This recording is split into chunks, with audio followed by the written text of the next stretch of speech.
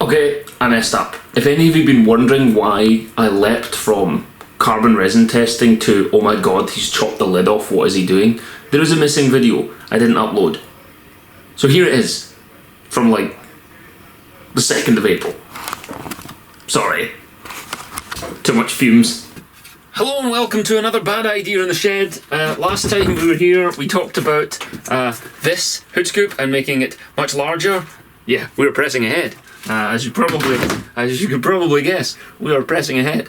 Now my first problem is, if I push up in the middle here, I end up with like a curvy, bendy scoop. It becomes like very circular. What I want to do is cut small pieces of wood and use them so that I can space all the way along this scoop, so that rather than being lifted in the middle and looking all curvy and stupid, that I can keep the original profile of the scoop lift.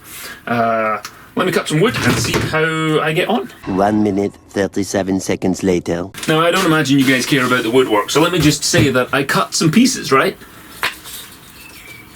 I cut them like this.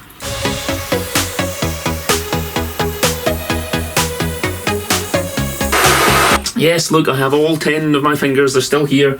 I wore ear defenders, and I did the safety squint while I was cutting it, so pieces didn't go in my eyes. That light is really bright, let me tone that down a little bit. Jesus. God damn it. Right, here's the plan. These sticks, I'm going to put them into the hood scoop and see if I can jam it open in such a way that I can visualise what this monstrosity would maybe look like. Now what I did was I applied some drifter logic, and I figured that if a 6 centimetre high scoop was good, then doubling that is the way to go. So drift logic, I just doubled everything. So we're going to have 12 centimetre high scoop. You can't buy one of those, so we're just going to make it. Sometimes you can't buy your dreams and you have to make them out of wood. This is going to be fine. This is very scientific. Oh, fucking hell. 12 centimetres might be a bit much, boys. Oh my goodness.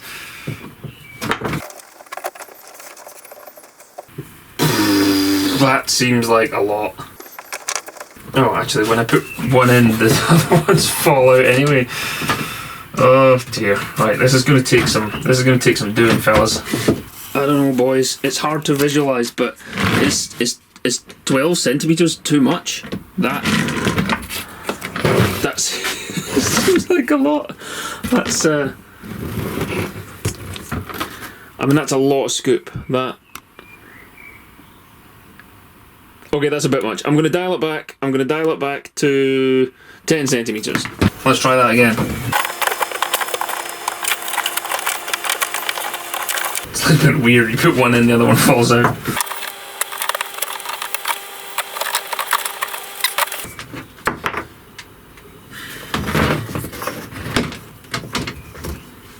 Right, that is less preposterous. I think that might be a winner. So it's still going to be... It's still going to be massive, but it's not going to be quite so ridiculous. Okay.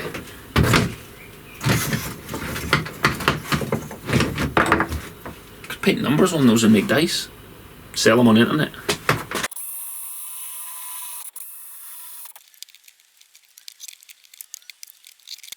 There we go, the scoop has scupped. And I believe now would be an appropriate time to get some carbon on this and see how it's going to look.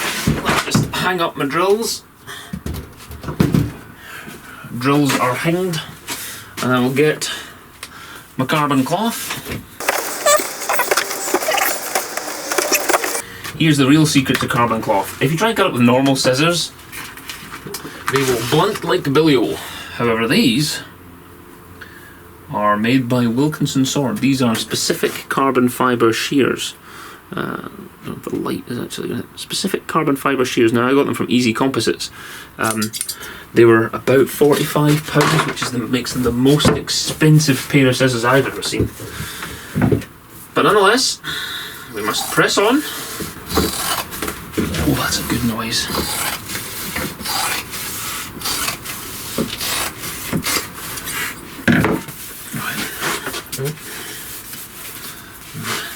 Carbon's coming out my roll here. And And I'm going to cut it in half also, because this is 2 layers. I got really thick stuff. We were originally planning to make body panels. Well, I was planning to make body panels, among other things.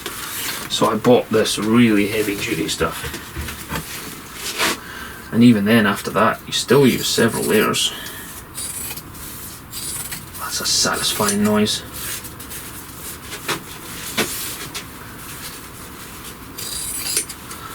Now, worth mentioning that you need to turn on your extractor fan, make sure your respirator's running. You really don't want to breathe carbon fibre cloth. Let me show you the pieces. I don't know if you can see how fine those threads are. So fine. It's like even thinner than paintbrush hairs. And you really don't want them getting in your lungs. The other thing is, you don't really want them getting in your electronics either, because it conducts electricity. I got a skelf off my bloody work surface here. Or splinter, or spelk if you're from the northeast of England. Alright, I just realised I've been doing this out of shot. So here's a first look at what we're working with here. So you can see there's still a gap behind here, where there's obviously no, well, it's a gap, Paul, that's why you call it a gap. So there's a gap there in the plastic, and I'm hoping that with resin that will cover up, and if not, I'll have to, I don't know, I'll have to come up with something. Anyway.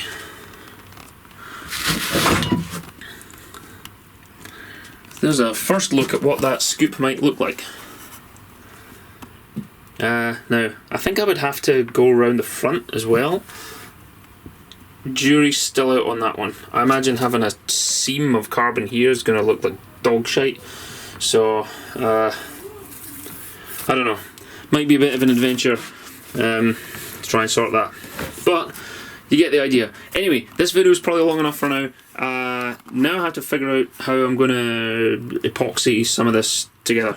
And I'm going to do a little bit of test resin just to see how it dries. And that is it. Questions, comments, suggestions, stick them in the boxes below. Let us know what you think. Give us your thoughts. We do read all of your comments. And we will see you soon for another episode of Self-Isolation Adventures in the Shed.